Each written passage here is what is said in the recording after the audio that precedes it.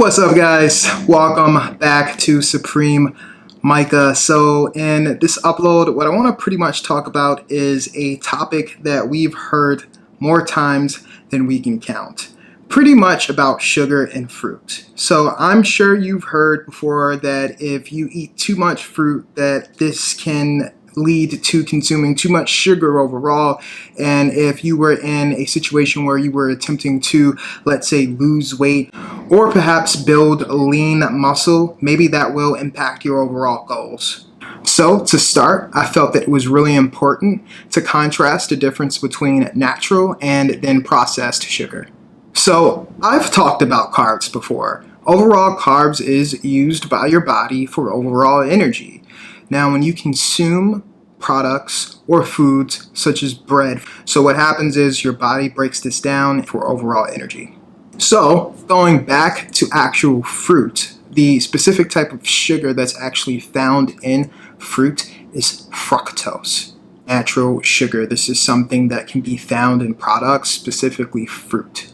Now, in regards to other things that's found within fruit, there is sucrose, which overall is also a part of fructose. Sucrose can actually be extracted from sugarcane or other like plants, and this is actually used and processed for many different products, such as soda, candy, for an example.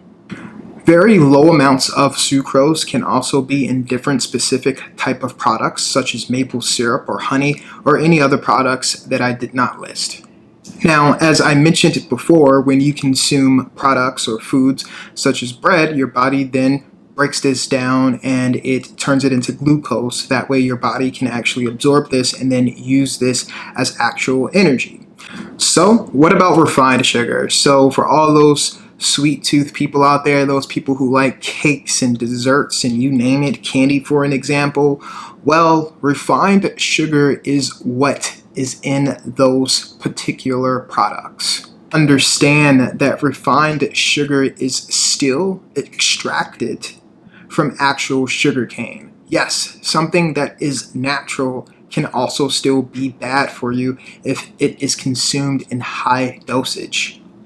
It's important to understand that sucrose is an actual compound of fructose and also glucose.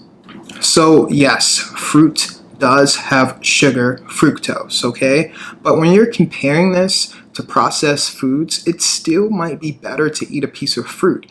The only reasoning behind this is because processed foods usually have high amounts of sugar, fat, sodium, and likely high amounts of carbs. Okay, so if you're watching this to figure out if eating too much fruit overall is bad for you because of the amount of sugar, then you should know absolutely yes. Eating too much fruit can definitely be bad for you. Take this as an example. One average sized mango actually has about 44 grams of sugar. That's a lot, okay? And that's not even taken into account the amount of sugar you've already had throughout the day. There's sugar in things that you probably didn't even know about, such as actual barbecue sauce or spaghetti sauce, for an example. So this is really important to understand. If you're going to have something such as a mango that is loaded with natural sugar, this fructose, try to take this into account. Try to put this into portions. Just because you have that mango doesn't mean that you can eat the entire mango. You can cut this up. You can save some for later throughout the week or the next day, for an example. So if you're eating a lot of fruit, then think of it this way.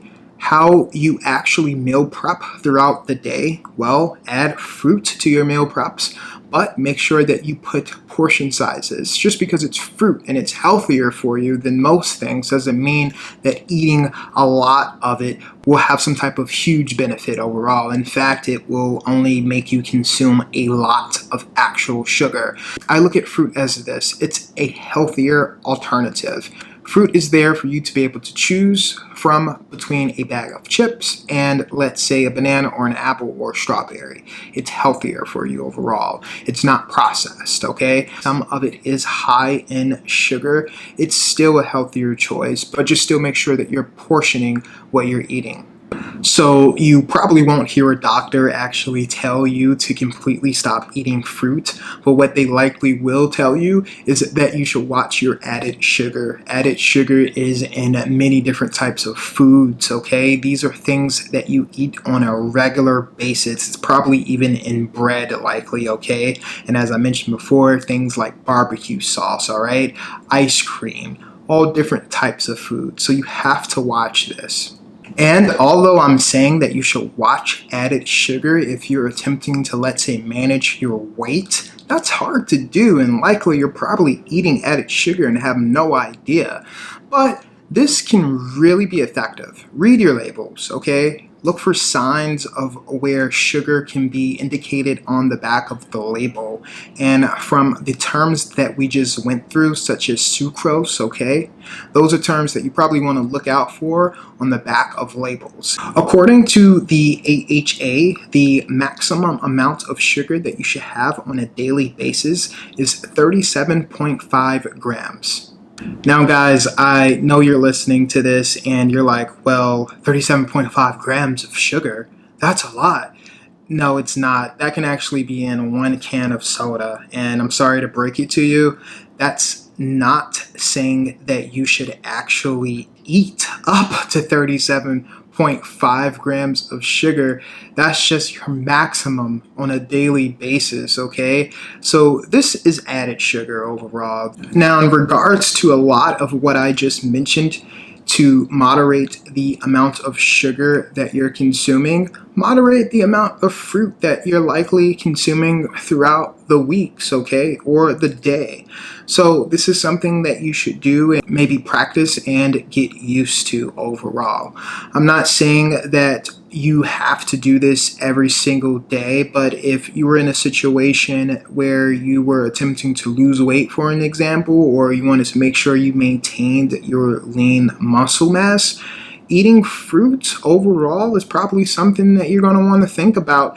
One, as maybe a healthier option compared to other things, or two, maybe you should consider maybe the amount of things that you've eaten throughout the day and say, well, is a mango probably the thing that I want to actually eat right now? I mean, I had a piece of cake earlier, and it's a way of thinking because it's a different type of thinking. No one's going to think, well, hey, I had a slice of pie this afternoon, so later that afternoon you try to eat healthier, but you eat a mango, not knowing that mangoes have actually 44 average grams of sugar in it. So that's why it's practical to be able to know this and use it in your life and your lifestyle, because you're saving yourself by being knowledgeable.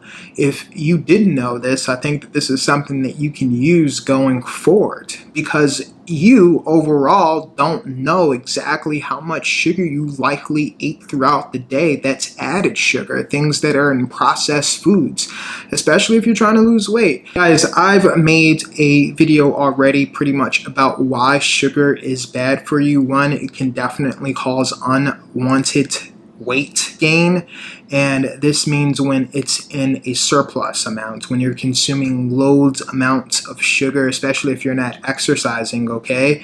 So you really want to watch this out. Also, it can definitely lead to some health risk. Health risk definitely include weight gain, but also other heart-related issues. Guys, most importantly, if you are for some reason worried about your health because of sugar-related reasons, if you're not feeling really well, I definitely recommend that you reach out to a doctor who can probably help you with that. Guys, I also have a workout video that I want you to watch right now.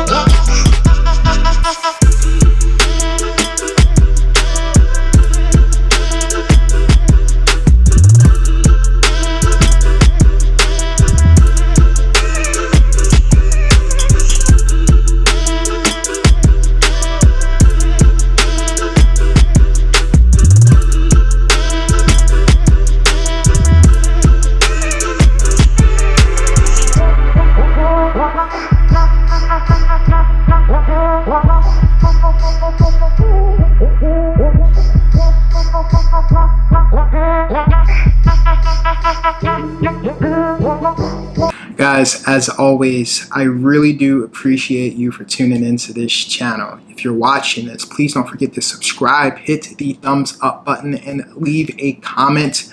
I'll definitely respond. I love responding to those comments, and I'll catch you guys next time. Thank you.